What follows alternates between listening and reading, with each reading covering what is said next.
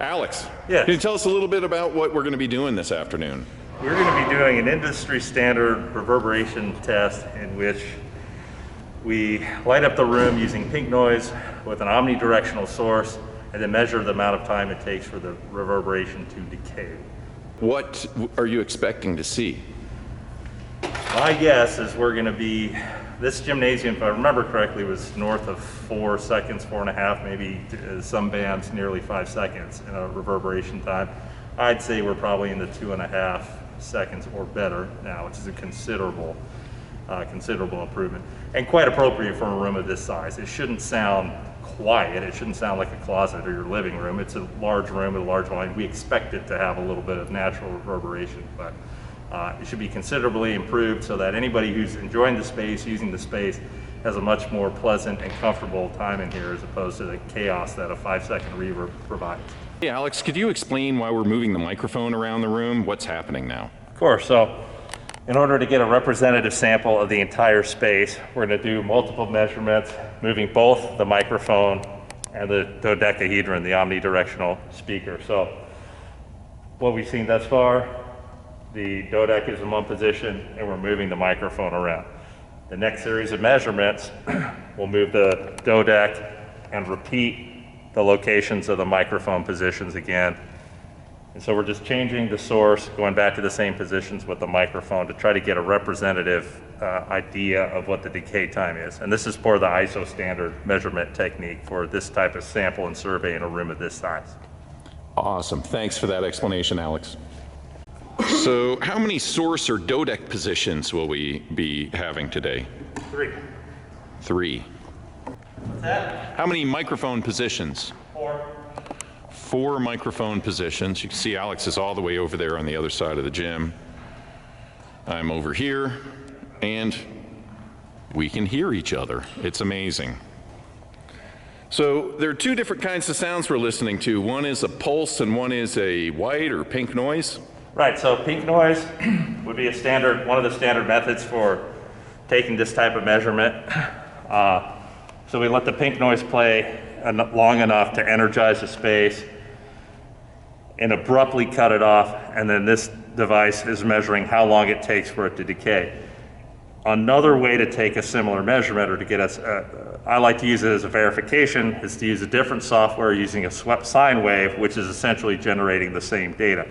And by running multiple swept sine waves, we're doing the averaging. And you'll notice here in each mic position, we're also doing averaging by taking multiple measurements at this location that then will get averaged in the software, so we can get, again, so we can rule out any outliers. If there's anything that's errant or seems out of whack with the rest of the collected data, we can throw those out and be certain, use it as a double check to make certain our data is solid.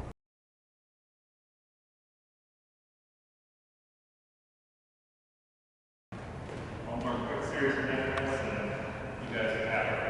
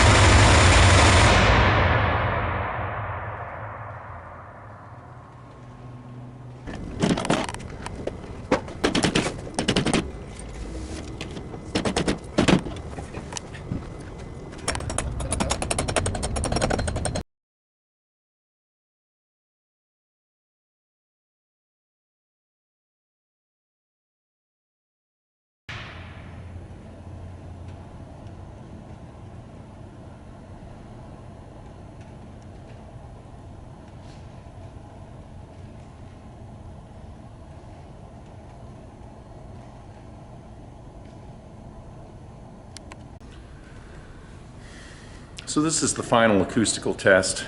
After we finished our installation, We have conducted 4 tests. The first test was with the room pre-baffles, pre-wall treatments, acoustical treatments. We did the second test. We had 98 baffles installed in the ceiling. The third test, 194 baffles installed.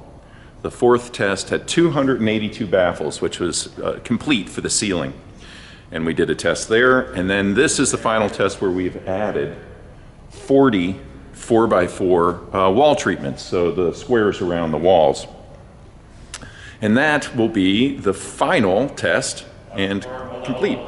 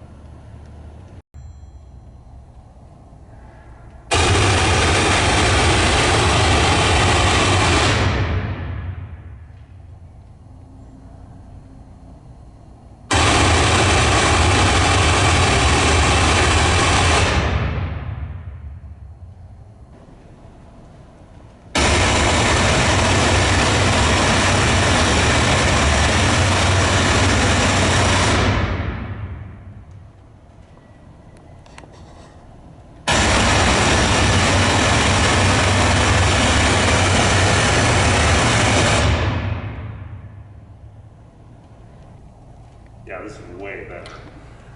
way better. How many installations of this type have you? Let's see, more than 20, less than 50. Speech intelligibility is normally the reason.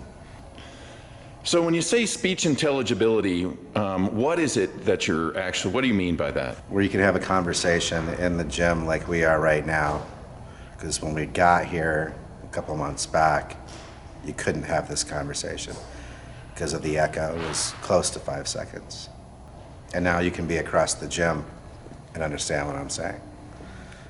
Thank you. Hey, no problem. Thank you guys. Thank you. Have a good day. You too. Excellent. And I think we're going to go right now and talk to some of the gym teachers. Good enough. Thanks, Alex. You bet. All right, here I am with Mr. McMurray at Lauffer Middle School. Mr. McMurray, what is your job here? PE teacher, voice PE teacher here at Lauffer. What has that been like prior to putting these acoustical treatments in? Noise that I always felt could have been avoided. Kids would come in, they would scream just to hear the sound of their voice, and it was just a very noisy environment and atmosphere. We installed these acoustical treatments in the last month or so, and since then, what has it been like to work in there? Oh, it's been a joy. I mean, a huge difference, a dramatic difference from before to right now. I feel like I can actually get through a lesson plan, talk to the students about what I need to, and know that they're able to know what I'm saying and listen to what I'm saying because of the difference in sound. If I was looking over here, a lot of times the students over to my right wouldn't be able to hear what I said, so I had to kind of repeat myself over and over again. Now I don't have to do that, and it helps me do my job better. Do you notice anything different in the kids and their behavior? I feel like kids don't just come in and try to scream and see who's the loudest in the room. They come in and they're motivated to learn it. Well, yeah. Thank you, Mr. McMurray. Appreciate your time this afternoon and answering a few of our questions. Thank you. I heard the bell. So all right, we'll let you go. Time to go back to work. Awesome. Thanks. You too. Here we are out back of the Lauffer Middle School, speaking here with Mrs. Hunter about your gymnasium. And I was wondering, we've just completed an acoustical treatment. Prior to putting these acoustical treatments, could you tell us a little bit about what it was like? How many students are you working with? What's it like in a gymnasium with no acoustical treatments? Okay, prior to acoustical treatment, well, we usually have like definitely over 50 kids in here, so like 50 voices, and so that's a lot of noise. The traveling of sound was like really obnoxious because I couldn't hear myself, but I can hear everything else, but they can't hear themselves. So it was very chaotic, I would say. What was it like to be a teacher in that kind of a space? I yell a lot and I have a whistle. And so, but that was the thing too, like my yelling was just trying to stop their yelling. And if they can't hear themselves, they can't hear me either. It was very chaotic, it was very loud.